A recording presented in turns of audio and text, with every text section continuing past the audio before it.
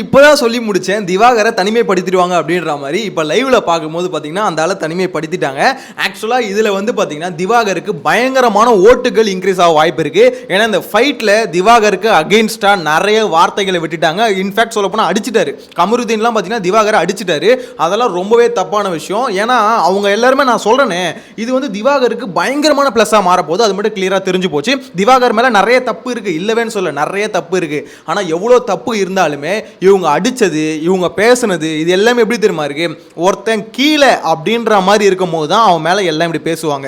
இதுவே வேற எந்த கண்டஸ்டன்ட்டையாவது இப்படி ட்ரீட் பண்ணியிருப்பாங்களான்னு கேட்டிங்கன்னா அப்படி பண்ணியிருக்க மாட்டாங்க. மேபி அவங்களும் அப்படி நடந்துக்காமல் இருக்கலாம். அதெல்லாம் எனக்கு திவாகர் அடிக்கிறதுக்கு எப்படி சொல்ல, ஒரு நாள் ஃபுல்லாக அடிக்கணும்னா ஜாலியாக அடிச்சுக்கிட்டே இருப்பேன். ஆனால் இந்த மேட்டரில் வந்து பார்த்தீங்கன்னா நான் ஆல்ரெடி சொல்கிறேனே, என்னதான் திவாகர் மேலே செம்ம காண்டு வெறுப்பு எல்லாமே நம்மளுக்கு இருந்தாலுமே இந்த விஷயத்தில் திவாகருக்கு பயங்கரமான ப்ளஸ்ஸாக மாற போகுதுன்றது கிளியராக தெரிஞ்சு போச்சு.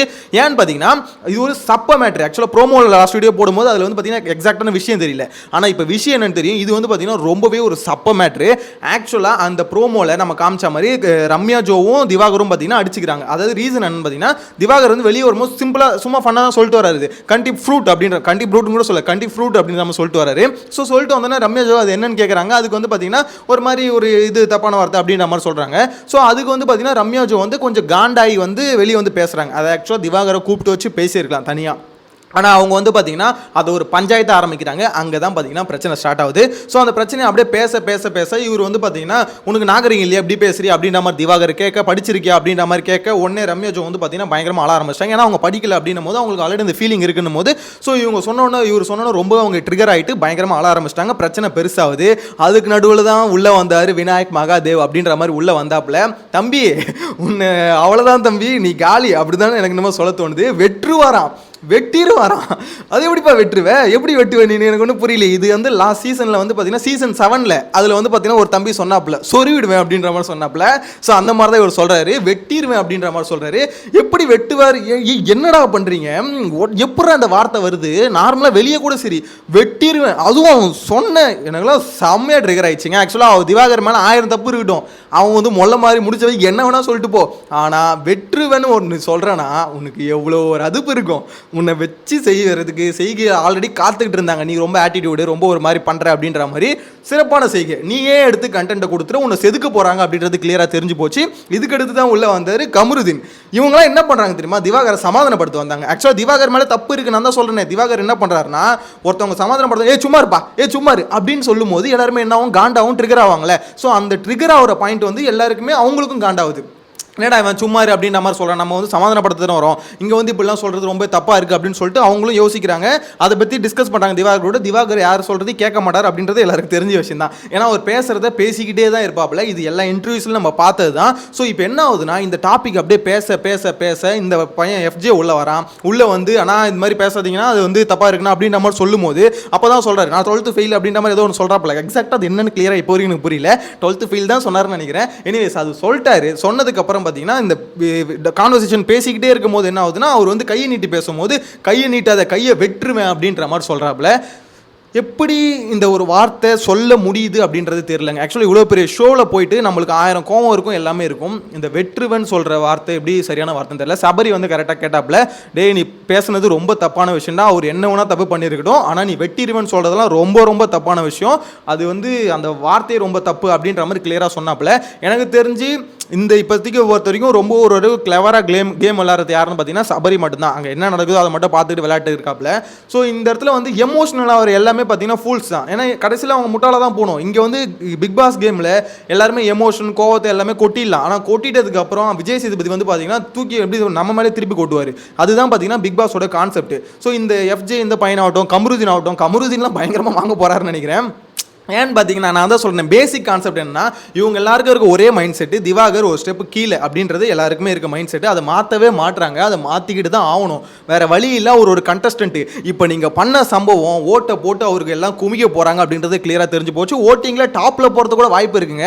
ஏன்னா நான் லாஸ்ட் வீடியோவில் சொன்ன மாதிரி தான், மொத்த பேர் சேர்ந்து ஒருத்தவங்களை அடிக்கும் போது அது எப்படின்னா ஒரு மாதிரி பரிதாபம் ஆட்டோமேட்டிக்காக கிரியேட் ஆகும். ஸோ திவாகருக்கு ஏகப்பட்ட பரிதாபங்கள் கிரியேட் ஆக போகுது.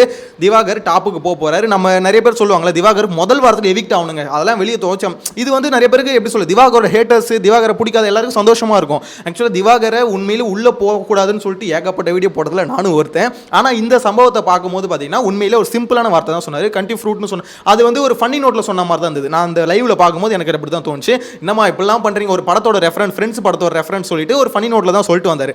அதுக்கு ரம்யா ஜோ இவ்வளோ ரியாக்ட் பண்ணியிருக்க வேணாம், அதை சிம்பிளாக உட்காந்து பேசிட்டு இருக்கலாம், ஆனால் நீங்கள் இப்படி பேசக்கூடாது, தப்பு அப்படின்ற மாதிரி சொல்லிட்டு உடனே ஒரு சாரிமா அப்படின்ற மாதிரி சொன்னார். என்னது எதுக்கு சிம்பிளாக இப்படி சாரிமானா எப்படி? அது அவர் வந்து பார்த்தீங்கன்னா இப்போ பாயிண்ட், இப்போ மேட்ரு வந்து சாரி கேட்டாரா இல்லையான்னு தான் இங்கே வரும். விஜய் சேதுபதி வந்து நீங்கள் சாரி கேட்டீங்களா இல்லையா அப்படின்னு கேட்கும்போது ஆமாம் சார் நான் சாரி கேட்டேன், அப்பயும் அவங்க அடங்கலை அப்படின்னு சொல்லிட்டாங்கன்னா ரம்யா ஜோ என்ன பண்ணுவாங்க? இங்கே வேலைக்கே ஆகாது.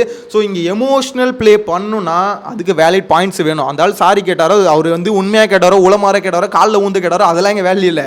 சாரின்னு கேட்டாப்புல கேமராவில் ரெஜிஸ்டர் ஆயிடுச்சு. ஸோ இப்போ விஜய் சேதுபதி என்ன கேட்பார்? சாரி கேட்டாரா இல்லை, சாரி கேட்டதுக்கப்புறம் நீங்கள் விட வேண்டியது தானே அப்படின்னு கேட்பார்ல.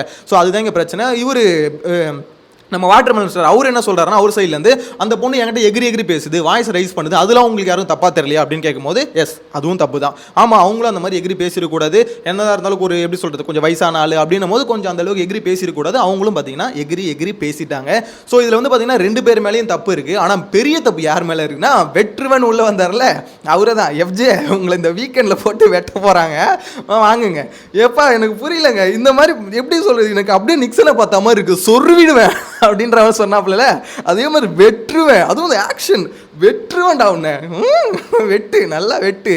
எனக்கு உண்மையில சொல்கிறேன், ஒரு பக்கம் அதை பார்க்கும்போது ஃபன்னாக இருந்தாலும் இன்னொரு சைடில் ஒருத்தன் எப்படி இப்படி யோசிக்க முடியுது, அந்த வார்த்தை எப்படி அவனுக்கு வருது, வெற்றுவன்ற வார்த்தை. ஆனால் நீங்கள் அமைதியாக இருங்க, பேசுகிற தப்பு, யோ போயா நீ என்னங்கன்னா பேசிட்டு போ. அதை தவிர்த்து ஒரு எப்படி சொல்கிறது, நீ பேசுகிற வார்த்தை ரொம்பவே ஆக்சுவலாக சொசைட்டியில் நம்ம பேசினாலும், இப்போ நம்மக்கிட்ட ஒருத்தர் சண்டை போடும்போது அவன் அதை பேசினாலும் ரொம்பவே தப்பான வார்த்தை. இது வெளியே இருந்து பேசினாலே தப்பாக வார்த்தை. வெளியே பேசுறது சில பேர் சொல்கிறாங்க, வெளியே இந்த மாதிரி வார்த்தை பேசுறது வேறடா, உள்ளே பேசுறது வேற. ஏன் வெளியே பேசினாலும் அது தப்பு தான். வெற்றுவன்ற வார்த்தை என்ன, ஒரு வார்த்தை வெற்றுவன் சொல்லிட்டு நீங்கள் போஸ்ட் சோஷியல் மீடியாவில் போட்டிங்கன்னா உடனே உங்களை அரெஸ்ட் பண்ணுவாங்க. நாளைக்கு அவருக்கு திவாகர் ஏதாவது ஒன்று பண்ணிட்டாரு, இது ஏதோ ஒன்று ஆயிடுச்சுப்பா, கையில் ஏதோ வெட்டு வந்துச்சு, அது வெட்டினது காரணம் அவன் தான் அப்படின்னு நம்ம சொல்லிட்டாரா, என்ன பண்ணுவீங்க? ஸோ இது வந்து பார்த்தீங்கன்னா ஃபுல் அண்ட் ஃபுல் ஒரு தப்பான வார்த்தை. எஃப்ஜே விட்டது ரொம்ப தப்பு. கமருதீன் வந்து பார்த்தீங்கன்னா சமாதானப்படுத்த வந்தால் சமாதானப்படுத்த முடிஞ்சால் சமாதானப்படுத்து, இல்லைன்னா அந்த ஆளை விட்டுட்டு இவங்கெல்லாம் திவாகரை தயவு செஞ்சு அப்படியே தனியாக விட்டுட்டு ஒதுங்கிட்டாலே அந்த ஆள் கொஞ்சம் நேரம் கழிச்சு கொஞ்சம் காம் ஆகிட்டு வந்துருவாப்புல, இல்லைன்னா அப்படியே அமைதியாக இருப்பாப்புல. இவங்க என்ன பண்ணுறாங்க, அண்ணன் வாங்கினேன் என்னடா பண்ணுறீங்க வாங்கினேன்னு கூட்டு போகிறீங்களா? அவரை கூட்டு போய் அப்படியே இவங்களை சமாதானப்படுத்திடுறாங்களா? அந்த ஆள் தான் எகிர்றான்னு தெரியுதுல, கூட்டு போனாலே சும்மா இருப்பா அவர் பேசுறத மட்டும்தான் கேட்கணும். இந்த துஷார்னு ஒரு பையன் இருக்கலாம், அந்த பையன் பாவங்க லைவ்ல பார்க்கும்போது தெரியுது, அந்த பையன் வந்து போய் சமாதானப்படுத்த போகிறான். நான் சொல்கிறத கேளு தம்பி திருப்பி அதே பேசுகிறாப்பல. இவன் இந்த பையனை பேசவே விட மாட்டாரு. கொஞ்ச நேரத்தில் இன்னொன்னும் காண்டா ஏதாவது திட்டிட்டு வர போகிறார். ஆக்சுவலாக அவர் வந்து ட்ரிகர் பண்ணுறாரு, திவாகர் வந்து ட்ரிகர் பண்ணிக்கிட்டு தான் இருக்காரு. அதுதான் ஒரு கேரக்டராகவே இருக்குது. அவரை வந்து அப்படியே ஓரங்கட்டுறதா எனக்கு நல்லது. இது உங்களுக்கு புரியவே இல்லை, எல்லாரும் அவருக்கு மவுஸ் ஏற்றிக்கிட்டே இருக்காங்க. அவ்வளோதாங்க முடிஞ்சுது. திவாகர் எவிக்ட் ஆகிறதுக்கு வாய்ப்பு இல்லை, குறைஞ்சபட்சம் இந்த வாரம் எவிக்ட் ஆகிறதுக்கு வாய்ப்பே கிடையாது. ஏன்னா அந்த மாதிரி தான் சூழ்நிலை போயிட்டுருக்கு. ஸோ இதுக்கப்புறம் திவாகரோட கேம் மெச்சூர்டாக போதா, அதாவது எப்படி சொல்ல இம்ப்ரூவ் பண்ணிக்கிட்டு கேமை இம்ப்ரூவ் பண்ணிக்கிட்டு ஓகே நம்மளுக்கு வந்து இந்த ஃபார் எக்ஸாம்பிள் இந்த வீக்கெண்ட் வந்து அவருக்கு வந்து கிளாப்ஸ் வந்துருச்சுன்னு வச்சுக்கோங்க, தலைவனை இன்னும் கட்டுப்படுத்தவே முடியாது, இன்னும் எக்ஸ்ட்ரீமாக பண்ணுவார். ஸோ எப்படி இருந்தாலும் வெளியே போயிடுவார். ஆக்சுவலாக ரொம்ப நாள்லாம் உள்ள தாக்கு பிடிக்க முடியாது, ஏன்னா இந்த மாதிரி கேரக்டருங்களாம் ரொம்ப நாள் தாக்கு பிடிக்க முடியாது. ஆனால் இருக்கிற வரைக்கும் பிக் பாஸ் டீமுக்கு கொண்டாட்டம், கண்டென்ட் கொட்டும் அப்படின்றதுல மாற்றுக்கிறது இல்லை. நீங்கள் என்ன நினைக்கிறீங்க? இந்த எஃப்ஜே, இந்த கமருதீன் இவங்கலாம் திவாகர் அட்டாக் பண்ணாங்களே, அது பண்ணது வந்து திவாகருக்கு பயங்கர மைலேஜாக இருக்கும்னு நினைக்கிறீங்களா, இல்லை அந்த அளவுக்கு இருக்காதுன்னு நினைக்கிறீங்களா? உங்களோட தாட்ஸ் கமெண்ட்ல மென்ஷன் பண்ணுங்க. சேனலை ஃபர்ஸ்ட் டைம் பார்த்தீங்கன்னா சப்ஸ்கிரைப் பண்ணிக்கோங்க. இந்த லைவ் அப்டேட் இப்போ கொடுக்கணும்னு நினைச்சது எனக்கு வந்து எப்படி சொல்றது, இதை பார்க்கும்போது ஒரு பக்கம் ரொம்ப தப்பாகவும் இருக்கு, ஒரு பக்கம் இவங்கலாம் ரியாக்ட் பண்ணுறது பார்க்கும்போது ஃபன்னாகவும் இருக்கு. அது மாதிரி அரோரா தான் அந்த இதுக்கு வந்து பார்த்தீங்கன்னா எக்ஸ்பிளைன் பண்ணுவாங்க, ஏமா அது ஃபன்னாக தாங்க சொன்னார், அப்படியே விட்டுருங்க அப்படின்னு சொல்லி தான் பரவாயில்ல, அதுக்கு வந்து வார்த்தைகள் சொல்கிறாங்களாம், சொன்னீங்களே நல்லா முடிஞ்சு போச்சு. எனிவேஸ் நெக்ஸ்ட் வீடியோவில் மீட் பண்ணலாம். Bye by.